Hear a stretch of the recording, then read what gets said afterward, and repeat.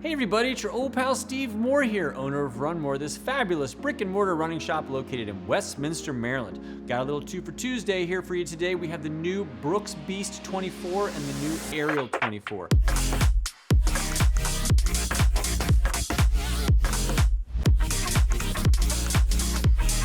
These are companion shoes. This is the men's version. This is the women's version. We're doing a little Beauty and the Beast situation here. I guess not really Beauty and the Beast, but Beast and the Ariel. A couple different Disney names here. I guess women didn't like having a shoe called the Beast and men didn't like a shoe called the Ariel. So here we are. We're going to talk mostly about the Beast, even though the information is relatively the same for both. So let's get into some of the specs here on the new Beast and Ariel. These shoes come out in September of 2024. They're $160. On the men's side, it weighs 12.4 ounces, and on the women's, it's 11.1. They both feature a 26 millimeter high stack height down to 14 millimeters, giving it a 12 millimeter drop. Both featured an engineered mesh upper and Brooks's DNA Loft version 3 midsole. Both also featuring the GTS guide rail support system, and they're both more of a wide base stable shoe with a little more of a rubber durable outsole. So, what makes a Beast a Beast? You know, this is one of Brooks's oldest shoes. This is, version 24, but they've been making this shoe since 1992. Fun fact, when I first started running as a ute, my pediatrician recommended the Beast to me ma because I needed some help with some pronation control. And back in the day, wasn't a whole lot of options. So my little ute self was running around in a Beast. And I gotta tell you, at like my little tiny 97-degree frame, like this was a monster shoe for me. Now obviously there's a lot more shoes in that like stability category that are more apropos to a youth runner, but at the time there wasn't a lot out there, so I was clomping around in this shoe in the early 90s. So fast forward to 2024 and the Beast is actually a big part of what we do here in the shop. I would say for like the walkers coming in, this is one of our always go-to shoes. It's somebody who like looking for a shoe for professional work, looking for a shoe for everyday walking around. You're not going to do a lot much better than the Beast. And before we get into some of the new updates on version 24, if you can do me a solid and like and subscribe to our channel if you haven't already, it's an easy, free way to support our shop, and I'd very much appreciate it if you did. Now, what makes a Beast a Beast? A couple things. First off, this is to me a true walking shoe. I know there's gonna be some people in the comments that say I run in the Beast, and I get it. Obviously, there are some people that do that, but like I'm pulling this much more for somebody who walks. I think it's one of those shoes that actually has added a little bit of weight as well, which to me is like not a big deal. We added almost a half an ounce on both the men's and the women's shoe, and so much that we see now in shoes is everybody's trying to get sleeker and faster and lighter, and like, who cares? It's not really the big deal on the shoe. Like, I'm not that worried that they added weight to the shoe because it's not like somebody's gonna go probably race a speedy marathon. It's just not meant for that. I was calling this a high school principal shoe, and I'm not saying that like in a nasty way. Like, I can hear when somebody walks in this shoe. Like, it has that, principal walking through an elementary school, and you can hear the shoe clip clopping away because it is a little bit more firm. It is a little bit more stiff. It is a much more stable platform shoe. And compared to almost everything else out there, especially on my wall behind us, we don't have a whole lot of shoes that have this much heel drop to it.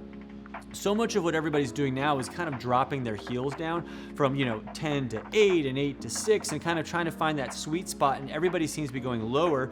This shoe is tried and true at a 12 millimeter drop. There's a lot of people, and especially a guy who fits a lot of people, who are not big fans of lowering the drop. There's just a lot of people who prefer to have that traditional high drop midsole. So this has kind of stayed true to what the Beast has been over the years. And one of the nice things that the Beast and Ariel has done over the past couple of years, which has made it such a great shoe for so many people, is they've added stability on both the midfoot and the lateral side of the shoe. So whether you're somebody who like really flat-footed, really crashing in hard on your midfoot there, you've got tremendous amount of support on the midfoot. And if you're somebody who supinates out, who's walking on the outside of your shoe, it's got nice support there too.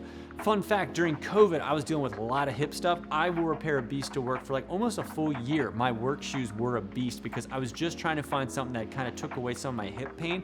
And there was a lot of lateral support on this shoe, and it really did a good job for me. Never would go run in it. It's just not a shoe I'd run in, but damned if it didn't feel good for walking around the shop so much. And like, I've been putzing around in the new Beast for probably 2 days now, and they feel great. I mean, I can tell it has a higher drop than what I'm accustomed to, but it has so many great positive things about it that like I'm not that worried about that. I will say, you know, you can kind of tell by looking at the shoe, it's got a lot of volume, not only just in the width, but also in the depth of shoe. So this is also a great option for somebody who you needed to add a custom orthotic. You can certainly do that. It has a removable insert, and I will say compared to some of the other removable inserts we see out there, this actually has a little bit more depth to it. This has a little bit more cushion and padding to it. It's not just one of the cheapy throwaway ones you get in a lot of other shoes. It's a little more premium. So that also takes up a little more space, which also makes it advantageous if you have to put in a custom insert or an over-the-counter super feed or something that's going to take up a little bit of volume in the shoe. It's pretty negligible when you think how much difference and thickness you have in the removable insert here. This also just has more of a wide base to it. So whether, you know, it just provides a little more stability back here. It's not a straight last, but it definitely just takes up a little bit more ground contact to add just even a little bit more stability to this shoe. One of the other changes they've made in the last 2 iterations of the Beast is they've updated the midsole to have that more nitrogen-infused DNA loft midsole. So the other ones were even more clumpy. And again, I'm trying not to say that in like a demonstrative way. It was a little bit more clumpy. And this has a little bit more softness to versions before without making it feel less stable. Because that's always that line you're trying to walk, is you want people to slip it in and not feel like it's a brick. You want it to feel supportive, but also have a little bit of softness that you can walk around all day into it. And I felt like older versions of the Beast, like the ones I used to run in as a youth, were much firmer, and this is softer, but the stability actually to me is better in this than some of the older versions. And especially the older versions used to really only be medial posted. You know, you could spot somebody in a Beast because it had so much definition to the midfoot of the shoe. Now I think they've done a wonderful job of almost hiding some of those characteristics. So this just looks like a much more casual looking shoe and not like a corrective shoe that this shoe truly is. Like, to me, this is like really a great corrective shoe for somebody who needs that.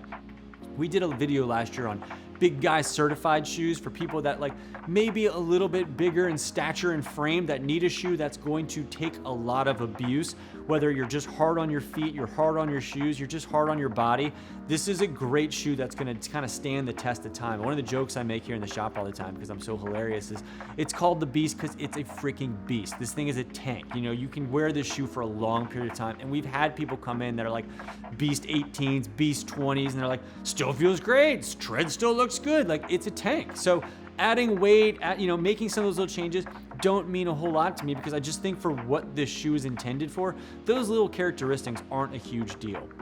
One of the things I kind of liked about this shoe, and I've noticed out of the gate, and I could be me on an island, it almost feels like there's just the smallest little metatarsal pad in the forefoot. Or maybe there's just more support there than I felt in other Brooks shoes, because I've been wearing a lot of Brooks shoes lately around the shop and the house, whether it's the new Ghost Max 2 or the new Ghost 16 or even the Hyperion Max 2. Like, I have put in a lot more miles in Brooks shoes lately than I probably have in the last 2 or 3 years, and none of them have that same vibe I'm getting in my midfoot here, and not in a bad way. I'm somebody who has a higher arch who likes a lot of support and cushion in the midfoot, and I feel it more in this shoe than I do some of the other Brooks shoes. So that to me feels nice. Like, I find myself sort of rocking forward and almost giving myself a little bit of forefoot massage in here. I can't feel it in here, but damned if I don't think there's something in there that's giving some nice forefoot support to it.